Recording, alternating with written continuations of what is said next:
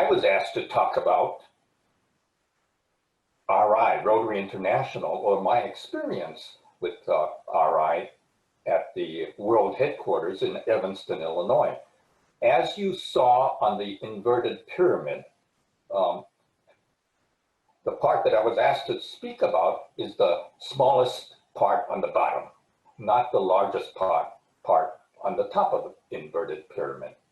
But I'm not going to talk about that because I want to emphasize, by the way, before I get to that, those of you that are considering joining Rotary, remember that the cornerstone of one of our organization is fellowship. And John mentioned that we really bonded in a bar over some drinks.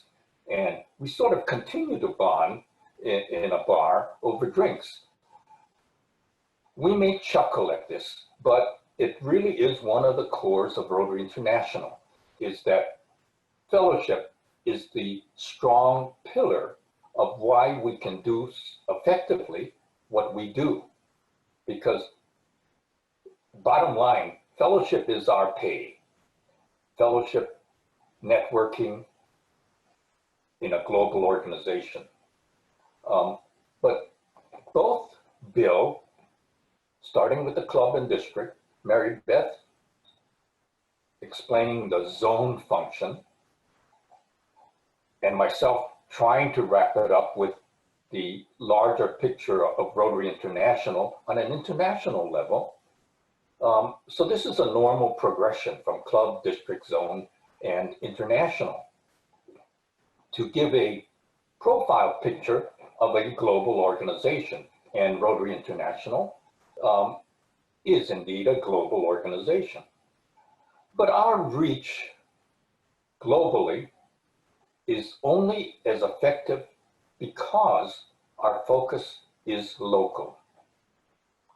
So I'd like to complete this circle by saying, yes, we are a global organization. In fact, I'm one of your representatives to the United Nations, so I meet with and have met with the Secretary General of the United Nations, and I often tell them that we are more global, or we're represented in more countries and geographic regions, and that's the key, than is represented at the United Nations, which is true. And the Secretary General chuckles and confirms that fact. In all honesty, or to be fair, we are represented in all of the nations represented at the United Nations and geographic regions. In other words, we have a Rotary Club or two Rotary Clubs in Antarctica. Obviously, Antarctica is not a nation, so it's not represented in the United Nations, which is only nations. So therefore, globally, we exceed the scope of the United Nations in that way. And we have bragging rights.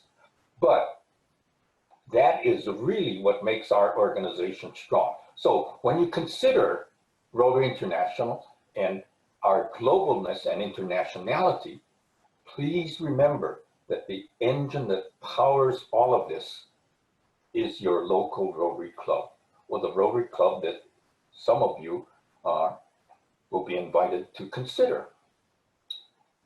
It is through Rotary, the inverted pyramid, it is through the Rotary clubs that we function most effectively. So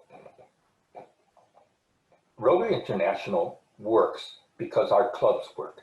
As you may or may not know, our signature project is the global eradication of polio, which I guess yesterday they announced that it's eradicated from the continent of Africa.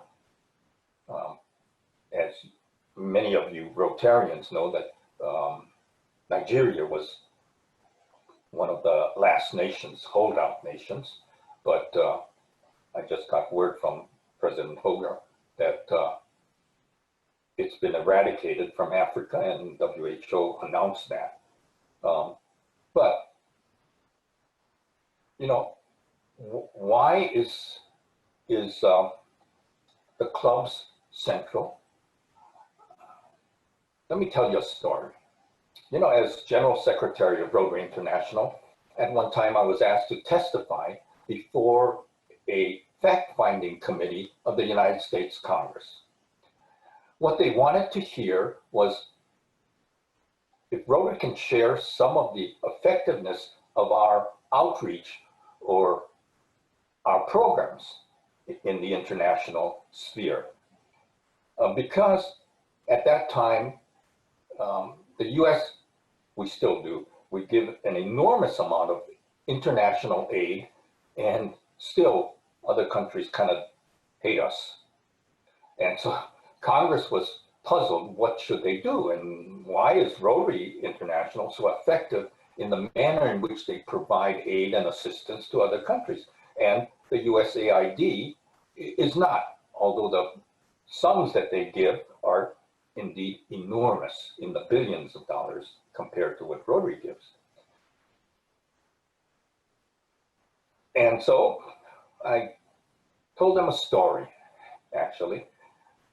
I told the committee about my neighbors. At that time, I lived in Chicago, Illinois. I told them about my neighbors, John Duncanson and Sylvia Gomez. John and Sylvia were a married couple. They used their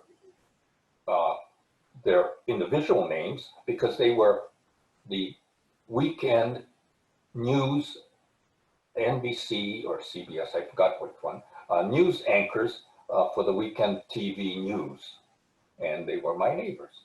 Well, during the tsunami in Southeast Asia, John Duncanson was asked as a representative of all of the networks, TV networks, to go to Banda Aceh in Indonesia and do a human interest story. And his feed would be fed to all of the different news networks in Chicago. He did it and was quite effective and made it quite a name for himself. On the anniversary of the tsunami in Southeast Asia, he was asked to go back and do a follow-up story.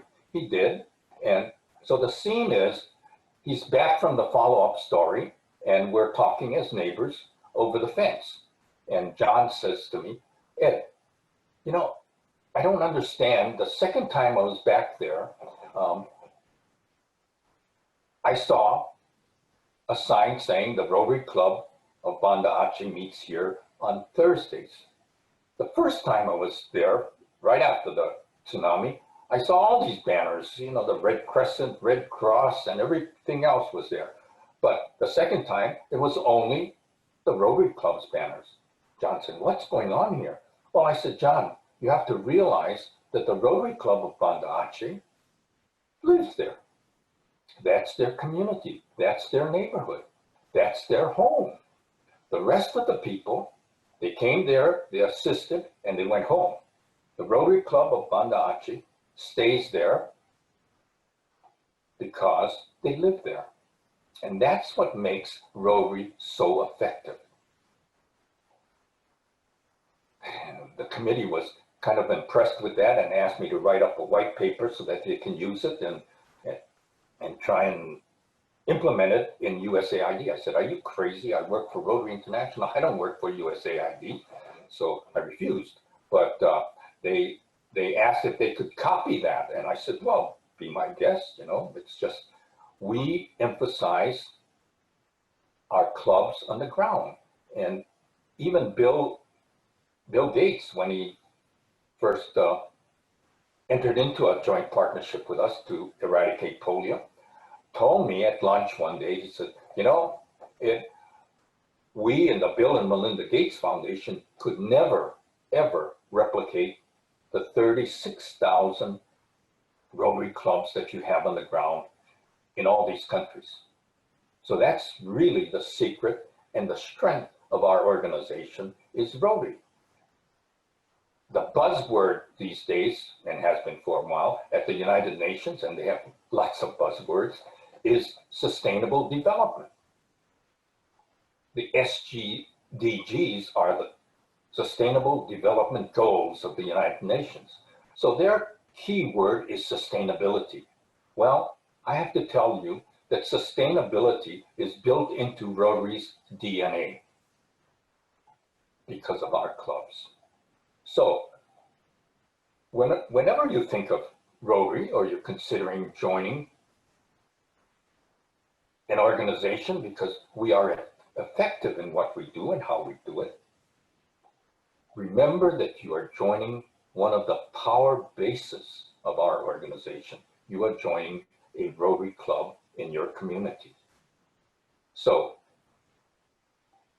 you know, those of us that have been in Rotary for a while reminisce like John and I about, you know, where we met and how we met and the fellowship of Rotary, which is one of our, as I said, one of our stable pillars is fellowship. Well, we reminisce about getting back to those times. We will get back to those times, but we can't, and Rotary doesn't waste too much of its time on reminiscing. Because if you reminisce, you think about the past and you don't focus on the future. So in our organization, what makes us most effective is the Rotary clubs, and the Rotary clubs are effective because we're focusing on the future and how we can make our communities better. And so that's what, you know, joining a Rotary club, that's what you're committed to do, is to focus on the future and make sure that the future is brighter than today. Thank you.